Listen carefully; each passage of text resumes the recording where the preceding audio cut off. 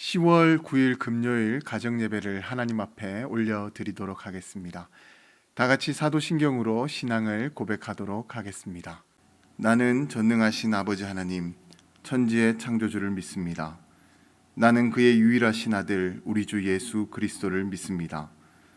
그는 성령으로 잉태되어 동정녀 마리아에게서 나시고 본디오 빌라도에게 고난을 받아 십자가에 못 박혀 죽으시고 장사된 지 사흘 만에 죽은 자 가운데서 다시 살아나셨으며 하늘에 오르시어 전능하신 아버지 하나님 우편에 앉아 계시다가 거기로부터 살아있는 자와 죽은 자를 심판하러 오십니다.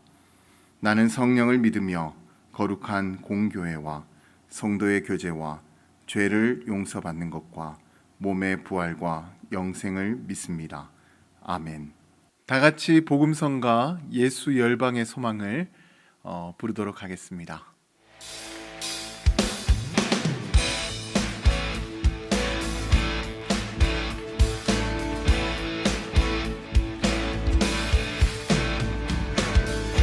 예수 열방의 소망, 예수 우리의 위로자, 주는 온 땅의 영원한 소망.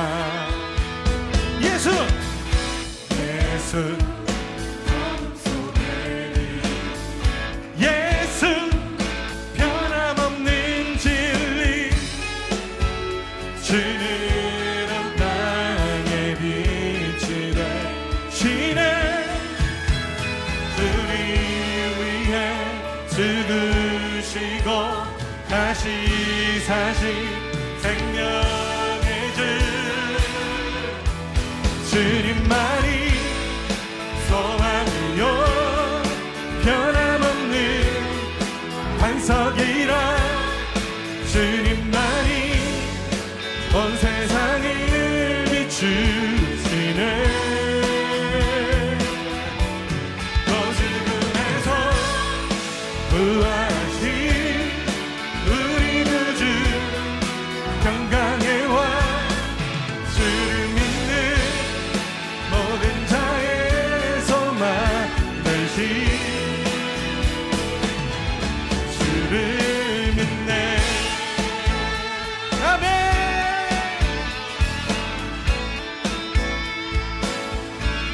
예수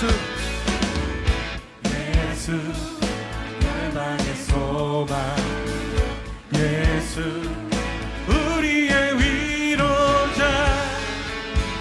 주는 온 땅의 영원한 소망. 예수 어둠 속에 예수 변함없는 진리, 주는 온 땅의 빛이 되시네. 우리 위해 죽으시고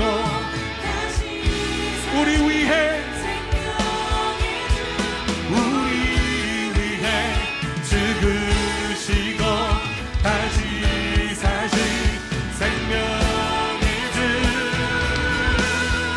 주님만이 소망이요 변함없는 반석이라, 주님만이 온 세상을 비추시네. 또 죽음에서 부활하신 우리 구주 평강의 왕, 그렇습니다. 주님이 우리의 소망이 되십니다. 주를 믿네.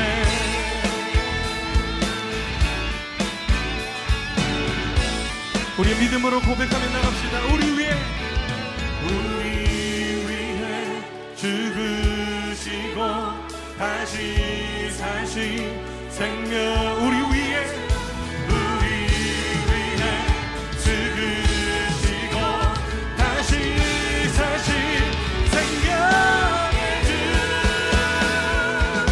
주님만이 소망이요 변함없는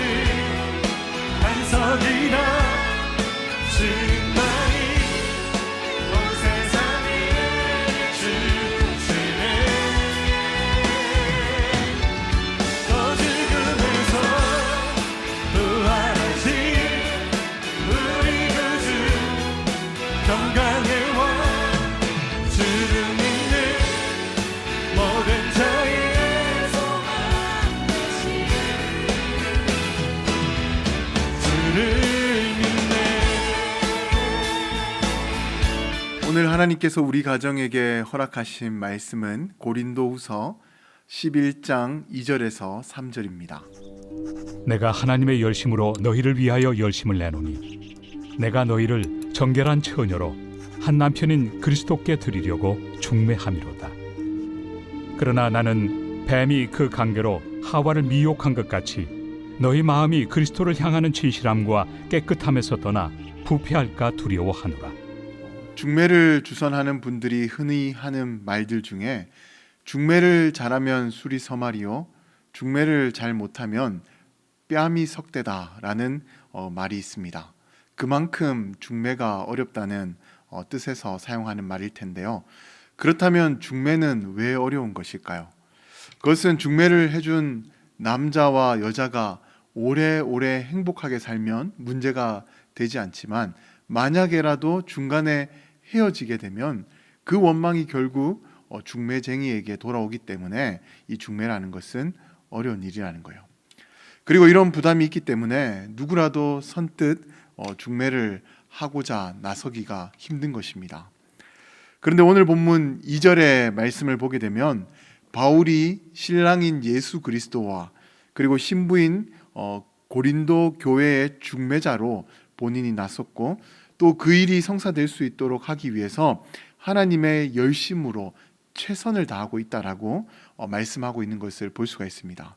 실제로 바울은 고린도 교회뿐만 아니라 많은 교회들이 이 그리스도의 복음을 받아들일 수 있도록 최선을 다했는데 그 내용이 고린도후서 11장 23절 이후로부터 나옵니다. 짧게 요약을 해보자면 바울은 교회가 복음을 받아들일 수 있도록 하기 위해서 옥에도 여러 번 갇혔고 또 매도 수없이 맞았고 그리고 여러 번 죽을 위기도 넘겼고 또 유대인들에게는 40에 하나 감한 매를 5번이나 맞았습니다.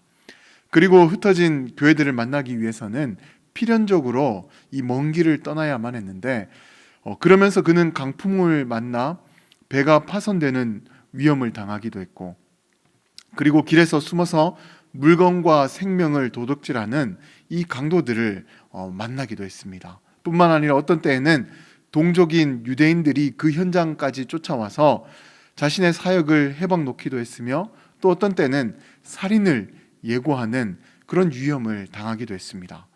이뿐만 아니라 이방인들의 시기와 질투 그리고 거짓 선지자들의 회방으로 인해서 뜬 눈으로 밤을 지새우기도 여러 번 해야만 했고 그리고 줄이고 목마르고 추위를 견디는 일은 밥 먹듯이 해야만 했습니다. 이렇게 바울은 예수 그리스도와 교회의 중매자로서 최선을 다해왔습니다. 그러나 안타까운 것은요, 바울이 이렇게 최선을 다했음에도 불구하고 그에게 돌아온 것은 이 거짓 선지자들과 대적들의 모함으로 자신이 세운 교회와 성도들로부터 의심과 원망을 받게 되는 일들이 일어났다는 거예요. 그러니까 이 일로 사도 바울이 뺨을 석대나 맞은 꼴이 되었다는 겁니다. 그러니 바울의 입장에서 이 얼마나 억울했겠습니까? 그러나 바울의 입장에서는요, 이런 것보다 자신의 마음을 더 아프게 하고 힘든 것이 있었습니다. 그것은 바로 그리스도를 향한 진실하고 깨끗했던 그들의 믿음이 이 일로 더러워지지 않을까 하는 그런 것들이었습니다. 그래서 바울은요, 그 이후로 어쩔 수 없이 그들에게 자신에 대해서 변호를 해야만 했고 그리고 교회가 다시 그리스도께로 돌아올 수 있도록 탈많고 힘든 그 일에 다시 한 번 더 힘을 내게 되었던 것입니다. 참으로 대단한 일을 지금 바울이 하고 있는 것 아닙니까? 그렇다면 바울은 왜 이렇게 힘든 사역에 정말 이렇게 두 팔을 벗고 나선 것일까요? 잘못하면 뺨을 석대가 아니라 자기 생명까지도 잃을 수 있는데 바울은 왜 이 일에 이렇게 적극적으로 나섰던 것일까요? 그것은 바울이 예수 그리스도의 십자가의 중보로 멀어졌던 하나님과 우리의 관계가 다시 연결이 되고 또 그로 인해서 영원한 생명을 얻게 되었다는 그 놀라운 사실을 분명하게 믿고 있었기 때문에 그 모진 고통과 시련과 모함 속에서도 이 거룩한 중매를 이루기 위해서 두 팔을 벗고 나설 수가 있었던 것입니다. 아무쪼록 우리에게도 바울과 같은 믿음과 열심이 있기를 소망합니다. 그래서 우리를 통해서 수많은 사람들이 그리스도와 연결되고 하나님의 거룩한 신부가 되어지는 그 놀라운 은혜가 있기를 주님의 이름으로 간절히 축원드립니다. 내가 마음으로 품고 있는 전도 대상자가 있다면 이 시간을 통해서 바울과 같이 하나님의 열심으로 그들을 섬길 수 있도록 함께 기도하고 그렇게 실천해 보시기 바랍니다.